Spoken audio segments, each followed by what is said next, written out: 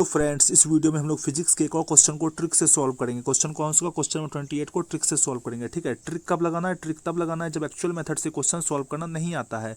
अगर actual method से question solve करना आता है तब एक्चुअल मेथड से क्वेश्चन को सॉल्व करोगे, तब ट्रिक नहीं लगाओगे। ठीक है, तो पहले जो क्वेश्चन एक्चुअल मेथड से सॉल्व हो जाता है उस सभी को एक्चुअल मेथड से सॉल्व कर लेना है। ठीक है, फिर जो क्वेश्चन अपना बच जाएगा, मतलब जो क्वेश्चन हम लोग से सॉल्व नहीं हो पा रहा था या फिर जो क्वेश्चन सॉल्व करना नहीं आता है, उस सभी क्वेश्चन को छोड़कर नहीं आओगे एग्जाम में, उस सभी क्वेश्चन को ट्रिक लगाकर सॉल्व करोगे, ताकि जो हम लोग का ओवरऑल मार्क्स एग्जाम में इंक्रीज हो सके, हम लोग का ओवरऑल मार्क्स एग्जाम में बूस्ट हो सके। ठीक है, अगर आपको बहुत कम टाइम में जेई मेंस के मार्क्स को बूस्ट करना तो मैंने आपके लिए जेई मेंस का मोस्ट रिपीटेड 40 क्वेश्चन प्रिपेयर किया है। इसके साथ साथ फिजिक्स का फॉर्मूला सीट और केमिस्ट्री का रिवीजन सीट भी प्रिपेयर किया है। ठीक है, इस पीडीएफ को आप बहुत आसानी से 4 से 5 डेज में कंप्लीट कर लोगे। इस पीडीएफ को कंप्लीट करने के बाद आपका JEE Mains minimum 80 marks guaranteed हो जाएगा। ठीक है, इस पीडीएफ को आप कैसे एक्सेस कर सकते हो? तो आप मेरे कमेंट सेक्शन में जाओ, वहाँ पे मैंने सारा डिटेल्स दे रखा है कि आप पीडीएफ को कैसे एक्सेस कर पाओगे। ठीक है, केवल ट्रिक सीख कर जाओगे तो आपका जेई मेंस में मार्क्स इंप्रूव नहीं हो पाएगा। ठीक है, ये मत सोच लेना कि केवल ट्रिक सीख लेने से आपका जेई मेंस में मार्क्स इंप्रूव हो जाएगा, बिल्कुल भी नहीं होगा। ठीक है, तो पहले क्या करना है, पहले जो जेई मेंस का मोस्ट रिपीटेड 40 क्वेश्चन है, फिजिक्स का जो फॉर्मूला सीट है और केमिस्ट्री का जो रिवीजन सीट है, इस सभी को आपको 4 से 5 डेज में कंप्लीट कर लेना है। ठीक है, जिसको आप बहुत आसानी से 4 से 5 डेज में कंप्लीट कर लोगे, इसमें आपको कोई भी प्रॉब्लम नहीं होगा। ठीक है, तो पीडीएफ को एक्सेस करने के लिए आप मेरे कमेंट सेक्शन में जा सकते हो। ठीक है, पीडीएफ को लेकिन एक्सेस जरूर कर लेना, पीडीएफ आपके लिए काफी यूजफुल रहेगा। ठीक है, अब इस क्वेश्चन में काफी इंटरेस्टिंग ट्रिक लगाएंगे। इस क्वेश्चन में कौन सा ट्रिक लगाएंगे? इस क्वेश्चन में हम लोग ट्रिक लगाएंगे एजम्पशन मेथड। ठीक है, मतलब इस क्वेश्चन को सॉल्व करने के लिए जो भी फॉर्मूला यूज होने वाला होगा उस फॉर्मूला को हम लोग क्या करेंगे, अपने मन से एज्यूम करके क्या करेंगे, इस क्वेश्चन को सॉल्व कर देंगे। ठीक है, इस क्वेश्चन में जो भी फॉर्मूला होगा उस फॉर्मूला के बारे में हमको पता नहीं है कि इस क्वेश्चन को सॉल्व करने के लिए किस फॉर्मूला का यूज किया गया होगा। ठीक है, वो फॉर्मूला हमको नहीं पता है। ठीक है, तो भी इस क्वेश्चन को सॉल्व कर लेंगे। ठीक है, हम लोग क्या करेंगे, उस फॉर्मूला को अपने मन से एज्यूम करेंगे। ठीक है, कैसे एज्यूम करेंगे मैं आपको वही करके दिखाता हूँ इस क्वेश्चन में। ठीक है, तो क्या करेंगे, क्वेश्चन को ध्यान से रीड करेंगे कि आखिर क्वेश्चन में क्या पूछ रखा है हम लोग से। ठीक है, तो क्वेश्चन में क्या पूछ रखा है?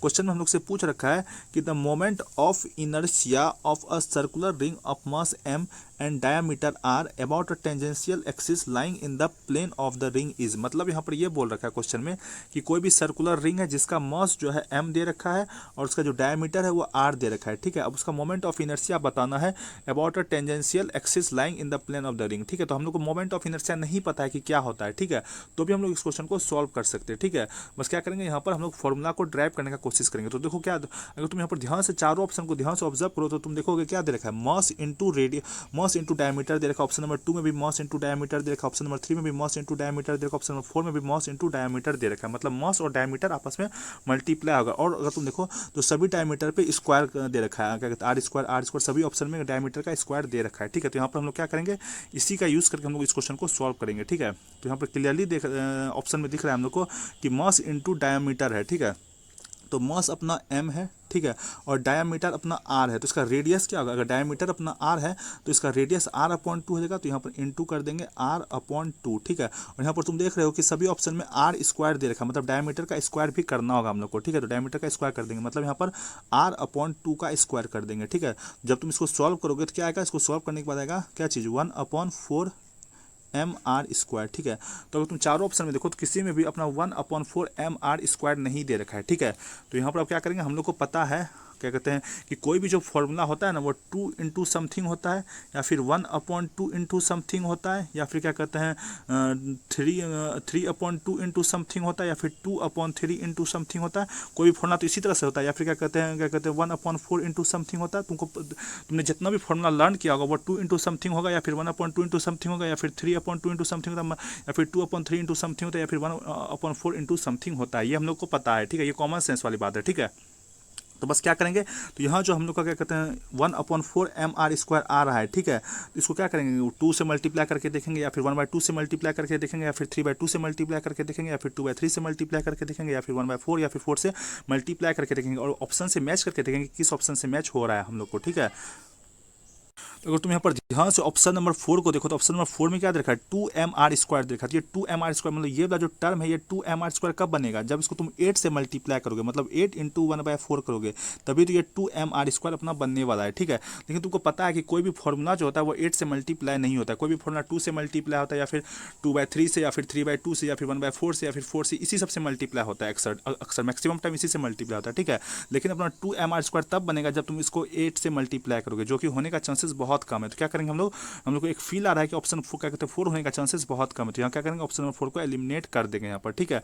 फिर अगर तुम ध्यान से देखो तो ऑप्शन नंबर 3 में क्या दे रखा है, ऑप्शन नंबर 3 में हम लोग को दे रखा है 3/2 mr², ठीक है। तो ये जो है 1/4 mr², ये 3/2 क्या कहते हैं mr² कब कन्वर्ट होगा, जब तुम क्या कहते हैं 1/4 mr² को 6 से मल्टीप्लाई करोगे। जब तुम इसको क्या करोगे 6 से मल्टीप्लाई करोगे, जब तुम इसको अगर 6 से मल्टीप्लाई करते हो तो 6 इंटू क्या हो जाएगा 1/4, तो ये जगह क्या कहते हैं 3 टाइम्स कटेगा और ये 2 टाइम्स कटेगा, तो 3/2 अपना आएगा, ठीक है।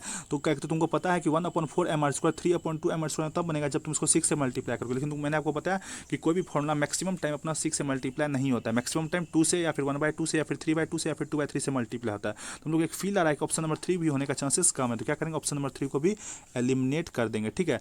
अब अगर तुम ध्यान से ऑप्शन नंबर क्या कहते हैं 1 को देखो तो ऑप्शन नंबर 1 क्या दे रखा है 1/2 mr² दे रखा है, ठीक है। तो 1/4 mr² अपना क्या कहते हैं 1 क्या कहते हैं 2 mr² कब बनेगा, जब तुम इसको 2 से मल्टीप्लाई कर दोगे। तो एक फील आ रहा है कि क्या कहते हैं 2 इंटू समथिंग हो सकता है, क्योंकि कोई भी फॉर्मूला 2 इंटू समथिंग होता है, ठीक है।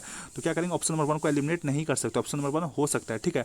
अब ऑप्शन नंबर 2 में क्या दे रखा है, ऑप्शन नंबर 2 में दे रखा है 3/8 mr², ठीक है। तो ये 1/4 mr² अपना क्या कहते हैं 3/8 mr² कब बनेगा, जब तुम इसको जो है जब इसको तुम क्या कहते हैं वो क्या कहते हैं 3/2 से मल्टीप्लाई कर दो, क्योंकि 3/2 इंटू 1/4 जो होता है वो क्या होता है 3/8 होता है, ठीक है। और तुमको पता है कि फॉर्मूला जो होता है वो 3/2 या फिर 2/3 या फिर 1/2 या फिर 2 इस सबसे मल्टीप्लाई हो सकता है, ठीक है। तो ऑप्शन 2 क्या कहते हैं होने का भी चांसेस है, ठीक है। ऑप्शन 2 को भी एलिमिनेट नहीं कर सकते, मतलब ऑप्शन 1 और ऑप्शन 2 होने का पॉसिबिलिटी सबसे अधिक है, ठीक है। ऑप्शन 3 और ऑप्शन 4 का होने का चांसेस बहुत कम था, ठीक है। तो इस बेसिस पर क्या किया हमने ऑप्शन 3 ऑप्शन 4 को एलिमिनेट कर दिया, ठीक है।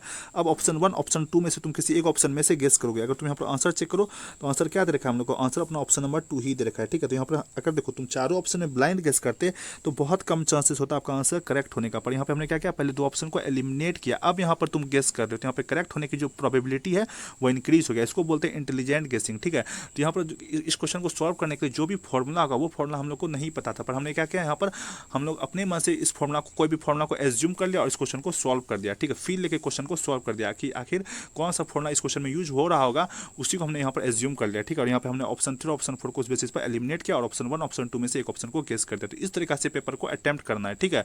अगर आपको वीडियो पसंद आया तो प्लीज़ वीडियो को लाइक कीजिए, चैनल को सब्सक्राइब कीजिए। Thank you.